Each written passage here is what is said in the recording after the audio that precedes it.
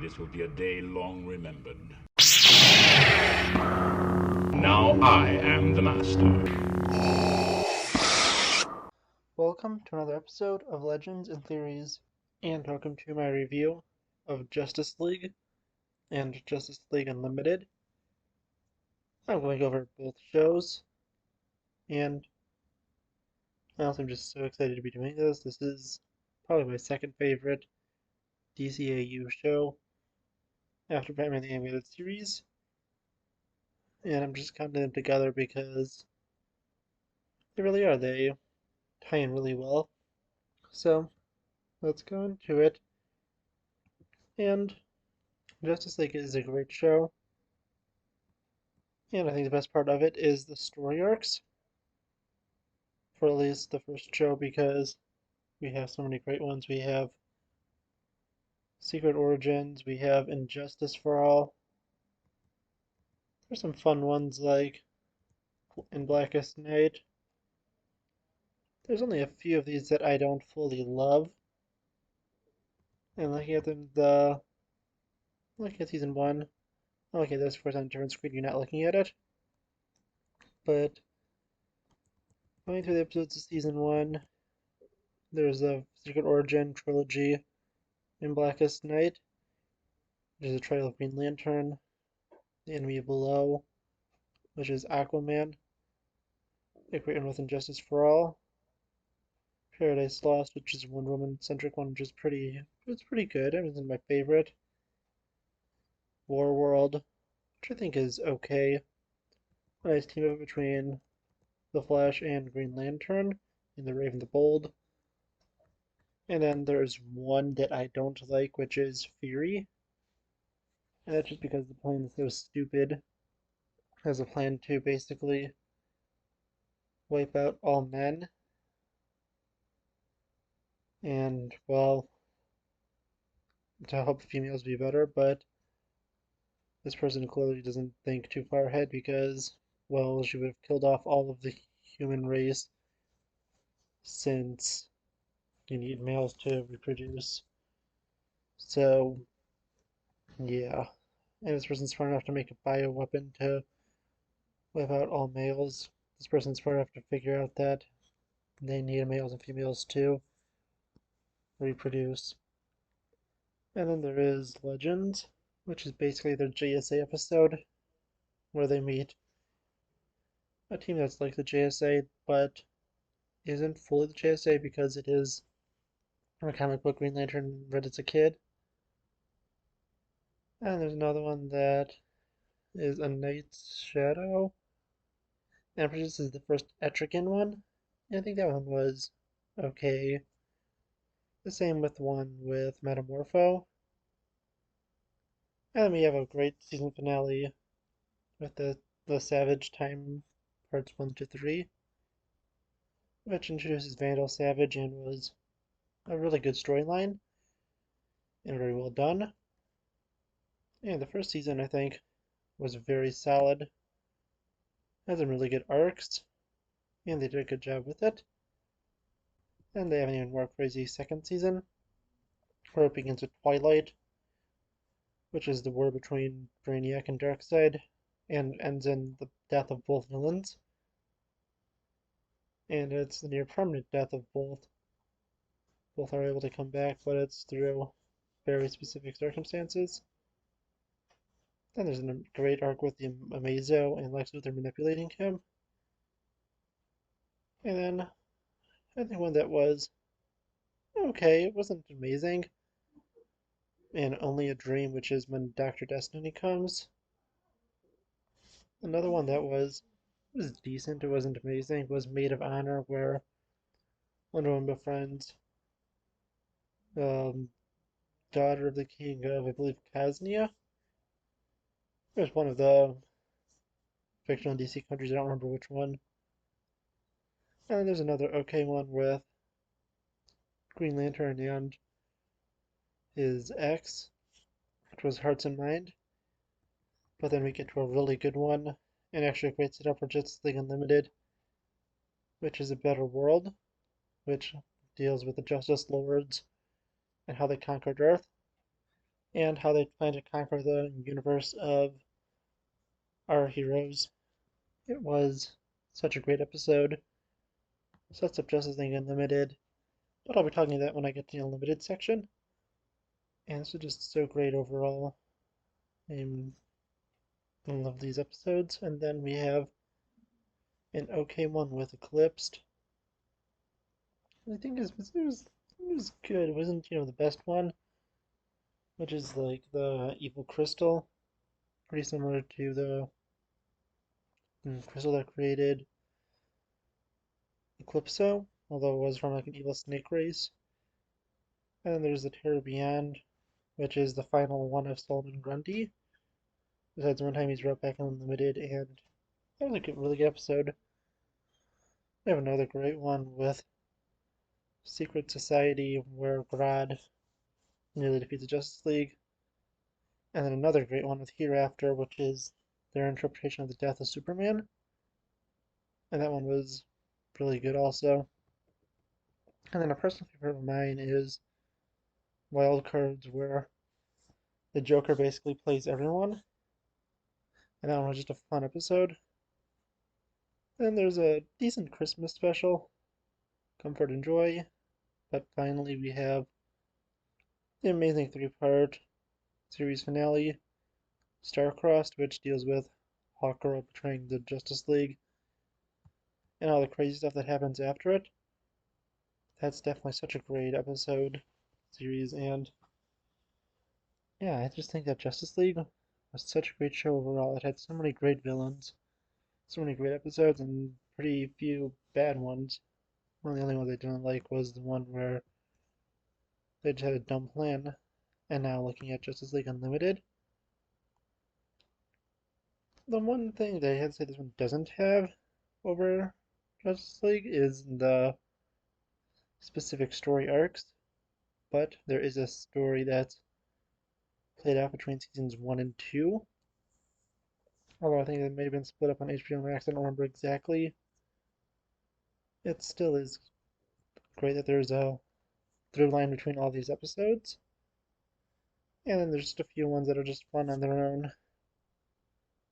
There's a nice one with Initiation, which is the premiere, and that one just introduces us to a far bigger Justice League than was in just a Justice League show. And we get to have a few new characters like Nero begin to be fleshed out. And the next one is a great one based off of the comics, which is For the Man Who Has Everything.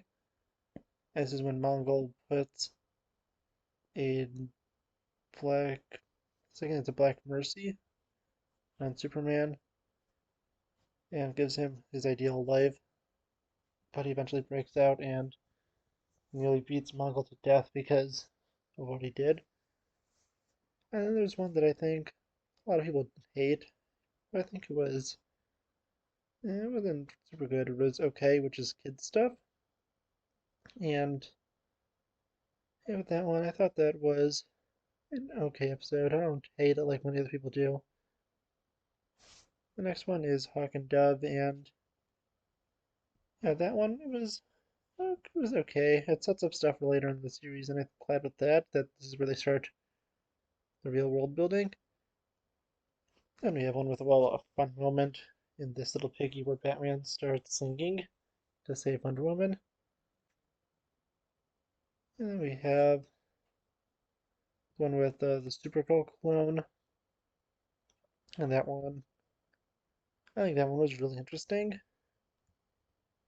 and it was definitely great for the world building. Then there's one with Booster Gold, and well, I think that it was fun. The one after that was what's the name? Amazo Returns. I couldn't remember which one it was. I had to check the description of that episode because both the episode's title and the thumbnail they chose for it wasn't too helpful. After that, we have the one with the Ultimen, and that one I think was just a nice one to set up more with the Cadmus storyline, but I still enjoyed it. Then there's the Dark Heart one, which is an Adam-centric episode. That one's really interesting and also ties into, well, Brainiac and his ultimate plan.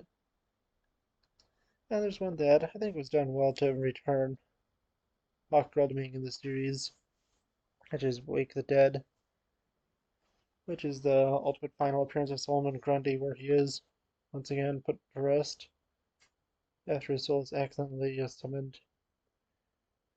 And it has another great time traveling finale with the Once and Future thing, part 1 and 2, where we get team ups with Jonah Hex and Batman Beyond. Well, those are the two big ones for the episodes. There's also Static and all these other characters, but those are probably my favorite ones from each episode. That was a crossover. Another one, going into season 2, what was interesting was the Canary helped set up the relationship between Green Arrow and Black Canary with Wildcat. I think that one was just nicely setting that up. And then after that, there is the one with Mr. Miracle and the Flash. And honestly, the only reason I really remember this one is since the Flash is barely used in the show, and there's only like 2 or 3 episodes where it's actually used, and this is one of them. And since the Flash was put in the thumbnail of this episode, I was like, yeah, this is one of them. After that, there's an awesome episode where Doomsday is released again, building more into the Cadmus plot, and fights Superman, where Superman is able to beat him. And then after that, we actually have a fun one with the Suicide Squad. Although they couldn't be called that because, well, that's not as appropriate to put in a kid's show. At least for Suicide, they shouldn't be using that. And then again, there's a nice Wonder Woman-centric episode where she once again takes on both Hades and Felix Faust. And that was an okay one. One that I maybe didn't love, but I didn't hate either. Is Double Date, although it does a nice thing with Canary and Green Arrow. That's what makes between Huntress and the Question. I love the villain of it. And we have a great one of Manipulation with Clash, where Superman and Shazam, where as he's able to be called at the time, Captain Marvel, have a near fight to the death and destroy the city that Lex Luthor makes, but it's all to frame the Justice League.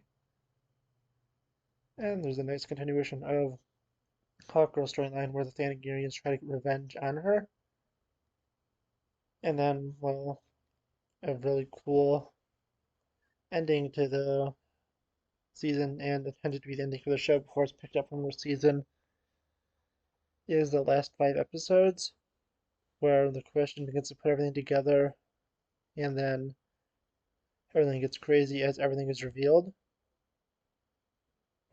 And yeah, that was an awesome finale. Well, it was actually 4 parts. I forgot about the last one being a ending to Batman Beyond.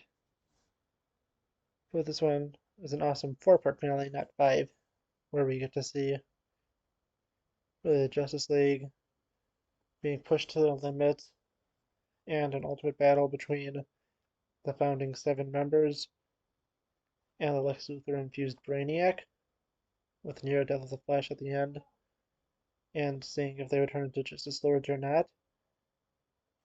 Although we knew it wasn't going to happen because of Batman Beyond. I still think it was awesome. And finally, we have Epilogue, which was intended to act as a finale to Batman Beyond because the show was canceled in the final episode. And I'll be going over the show soon, most likely next week. But the end of Batman Beyond was really hurt because the last episode was just a basic episode intended to just be a season finale, but ended up being the series finale. And this deserved as a much better ending, although it was a kind of odd choice to make Harry Bruce's biological son. I personally never hated that, but I think there are people who don't like it. And going into the final season, we have a cool one with, well, now the new Secret Society, Grodd and Luthor, and this one is the final one, which has an epic finale to it. And of all the shows, I think this is the only one that actually has a set finale. And by that I mean one that isn't basically just a oh that's one and Superman animated series. All the ones that really have set finales that truly wrap everything up in the show. Because unlike this, I think that there's a lot more problems. The other ones because they just kind of end. Batman animated series really ends on Mad Love, if you count all of it. As I said, Batman Beyond kind of ends on it. Just a random episode. Both Justice Leagues do end with a big finale, but since I'm counting them together, it's just this one. And then finally we have, looking at the rest, I've never actually watched, as I said, watched Static Track besides the crossover episodes, so I don't know exactly how that one ends. But again, it has some interesting stuff. It has some, nice setup between the mystery for the heroes about the secret society, although we already know the answer to the mystery. And we have Hawkman introduced, and he was an okay character in this. We have one with Stargirl and Supergirl, another one with Wonder Woman and Martian Manhunter finally being able to connect with humanity. There's one that, honestly, I would have changed a little bit, which is the Flash and his Flash Museum. I think that's going to be a little more interesting if they did have Barry Allen as the original Flash and he died, and the reason that Wally would be so protective and caring about this museum is because it was in Barry's honor and not his. And of course, he would have died before the events of Justice League, which could have been interesting. And then after we have, well, the one with Grodd's ultimate plan to turn everyone into gorillas and Lex Luthor taking control. And then one that was turning General Eiling into a villain. That one was decent since they decided to focus on the more obscure heroes. Then after, there's a fun one where Lex Luthor and the Flash swap brains.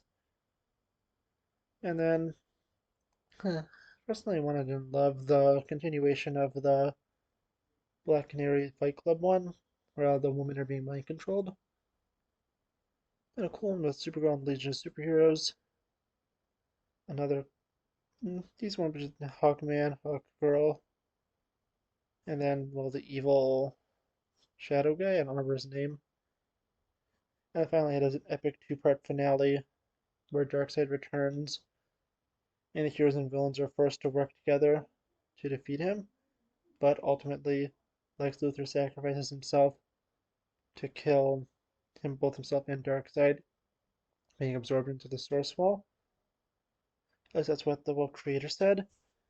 And yeah, this is just such a great show. I definitely enjoyed it a lot, and really I do wonder what you think of both Justice League and Justice League Unlimited. I've gone over so much and just gone over the episodes. I also love how this is so built in with the DCAU. It ties into other shows like Superman Animated Series, showing how the events of that had consequences for this show. I think that was just such a great job done with it. And all the characters were almost all done really well. Amanda Waller was definitely interesting. And I really can't think of anyone that was done fully poorly. Oh, there are a few episodes that I would have changed around. I personally think that there's nothing really bad about all of them, besides the one where it's just this really stupid plot.